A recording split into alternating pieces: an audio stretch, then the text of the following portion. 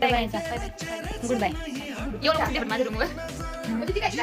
हा बघ ती कशी बोलती अगं, म्हणजे मी काय पाहुणे का गं? एका पाहुण्याच्या घरी यायचं पर माहिती येऊ नका आमच्या घरी, म्हणजे माझी तर फार इज्जतच काय जातं. असं असतं का कुठं पाहुण्याच्या घरी जायचं तुम्ही येऊ नका परत असं म्हणायचं. माहिती होतं तर भांडी आपटायचे, डोळे वाटायला करून बघायचं, डायरेक्ट तोंडावरतीच म्हणायचं येऊ नका परत आमच्या.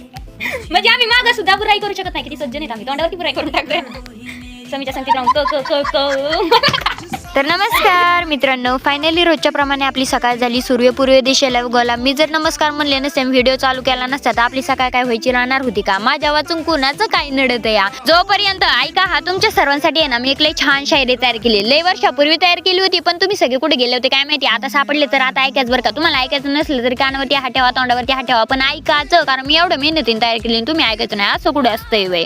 अर्ज किया आहे की अर्ज किया आहे. जोपर्यंत समुद्रातली माती संपत नाही, मातीमधलं पाणी संपत नाही, पाण्यामधलं आकाश संपत नाही, आकाशामधलं जग संपत नाही, जग संपल्याशिवाय मी संपत नाही, मी संपल्याशिवाय माझी बडबड सुद्धा संपत नाही. वा किती छान शायरी तयार केल्या.